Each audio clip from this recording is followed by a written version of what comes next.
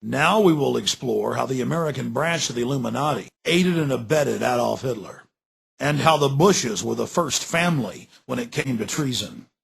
I've been an investigative reporter and a journalist for 35 years. I've worked in every major media market in the United States, and I've written for more than 100 newspapers and magazines nationally and internationally.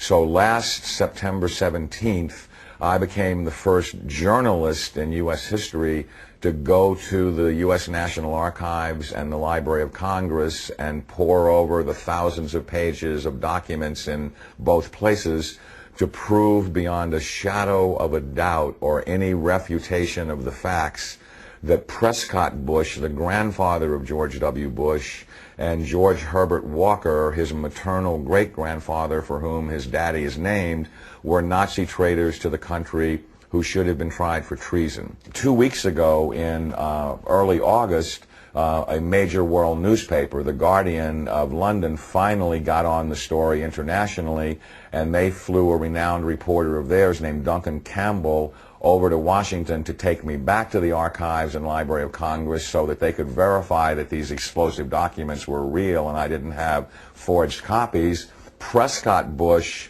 was the grandfather of George W. Bush and the father of George Herbert Walker Bush, and George Herbert Walker Bush is named for his father-in-law, George Herbert Walker. Prescott Bush graduated from Yale in 1917 and was in Skull and Bones with E. Roland Harriman, who was the younger brother of W. Averill Harriman. The Bush family really had nothing going. They were essentially social climbers and opportunistic people. At the time that Prescott Bush met Dorothy Walker, he was a tire salesman. And George Herbert Walker, as all fathers do when their daughter's going to marry someone, said in his heart, you know, it's not an appropriate thing socially that my daughter marry a tire salesman. So he brought Prescott Bush first into Brown Brothers Harriman and then Union Banking Corporation. In actuality, it was anything but a bank. It was essentially a Nazi money laundering operation that had a lot of tentacles into a lot of different other businesses. They owned a shipping line called Hamburg American Line, for example, which was the first Nazi front business seized, although the line was no longer operational in 1942.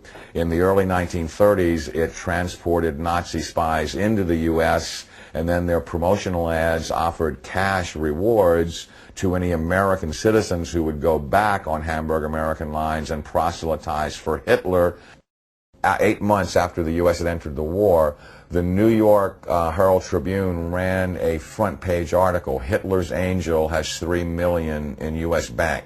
And it caused a major scandal and just rocked the world of politics. Brown Brothers Harriman, which George Herbert Walker and Prescott Bush were affiliated with and partners in, worked with I.G. Farben, which operated Auschwitz.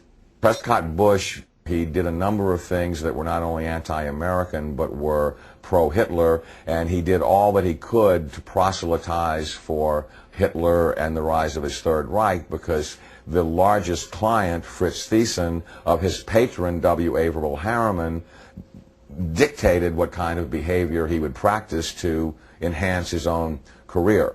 So he was put on the board of directors of Union Banking Corporation, and he was also a shareholder in Union Banking Corporation along with E. Roland Harriman. But what's interesting about what the documents show is that they clearly state that all of the shareholders were phantom shareholders for Fritz Thyssen and did his bidding directly.